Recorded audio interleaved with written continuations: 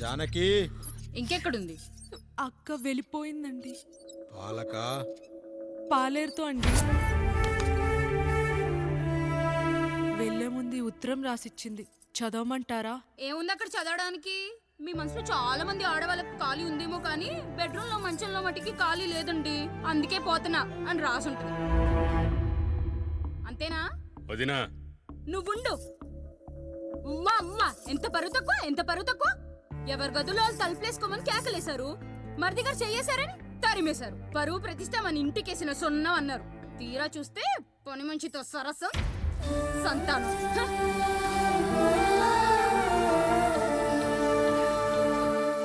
పని చేయించుకొని డబ్బులు ఇవ్వాలి గాని బిడ్డల్నిస్తారని నేనెక్కడా వినలేదమ్మా ఈ చోద్యం. ఇంక మీరు ఆపుతారా? మీరేంట్రా ఏం మాట్లాడరు? ఏం మాట్లాడాలమ్మా? తమ్ముడు తప్పు చేశాడని పట్టుకుని కొట్టారు. అదే తప్పు ఆయన గారు చేస్తే మాత్రం ఆయన ఒక్క మాట కూడా అనకూడదా? అంటే అమ్మా, రేపెప్పుడైనా మాకు కూడా ఇంకో ఫ్యామిలీ పెట్టుకోవాలని కోరిక కలిగినప్పుడు అప్పుడు నువ్వు చేసిన పనే మేము చేసావు నాన్న అని చెప్పడానికైనా ఇప్పుడు మాట్లాడాలి కదమ్మా. కావాలనుకున్నప్పుడల్లా అమ్మని తెచ్చుకున్న ఆయనకి తమ్ముడికో ఆడతోడు కావాలని తెలీదా? రోజు బట్టలపి స్నానం చేస్తాడు కదా. తమ్ముడు బాగా ఎదిగాడని అర్థం కాలేదా? పని మనిషితో ఆయన చేస్తే శృంగారం, ఆవిడ కూతురుతో నేను చేస్తే వ్యభిచారమా?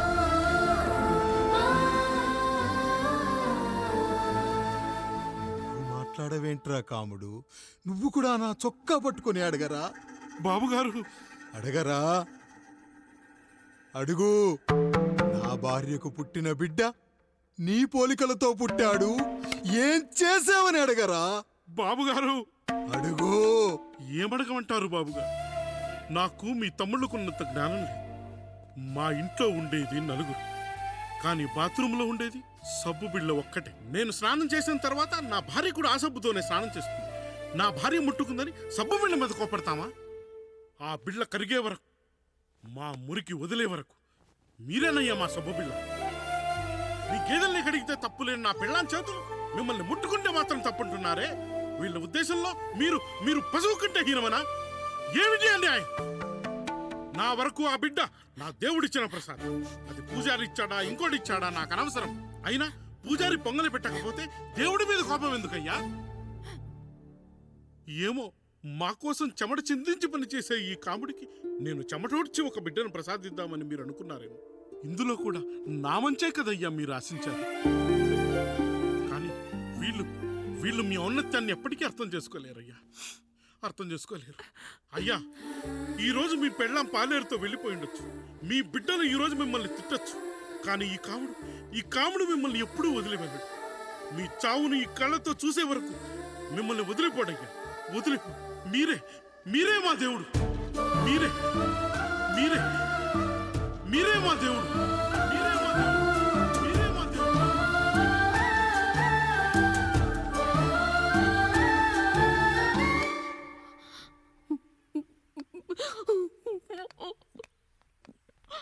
చిన్నయ్య కాఫీ.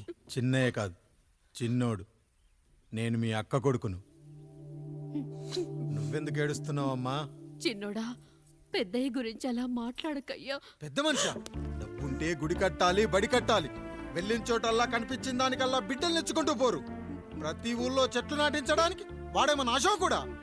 గుప్పెడంత ఉల్లిని కోస్తేనే కన్నీళ్ళు వస్తాయి. బారెడంత నా తల్లి మనస్సు కోసాడు. వాడి కన్నీళ్లు కాదు, రక్తం రావాలి, వచ్చేలా చేస్తా. మనల్ని ఇంతగా మోసం చేసిన వాడికి ఆస్తి, 3 పిల్లలు. నీకు మాత్రం పేదరికం ఒక్కడే పంట. వద్దు చిన్నయ్య, వద్దు చిన్నయ్య.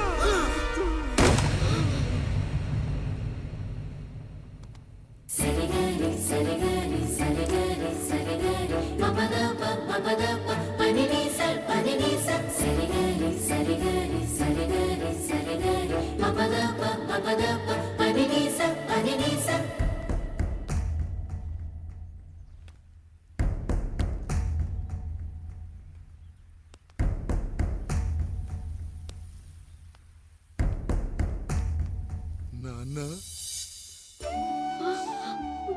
నాన్న. బాబుగారు, బాబుగారు కాదు నాన్న, నేను నీ బాబు నాన్న. మీరు మా పెద్దయ్య బిడ్డ కదయ్యా.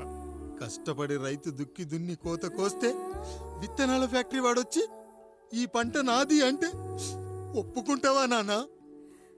ఈ భూమి నీది, ఈ పంట నీది. నేను నీ బిడ్డను నాన్న, నీ బిడ్డను. కానీ ఆ రూపం, ఈ ముఖం ఒక్కటే వాడిది నాన్న. కింద బాడి చూడు, ఇద్దరం ఒకేలా లేవు. నేను నీ బిడ్డను నాన్న. బాబు, నాన్న, బాబు, నాన్న, ఒక్కసారి నన్ను ఎత్తుకో నాన్న.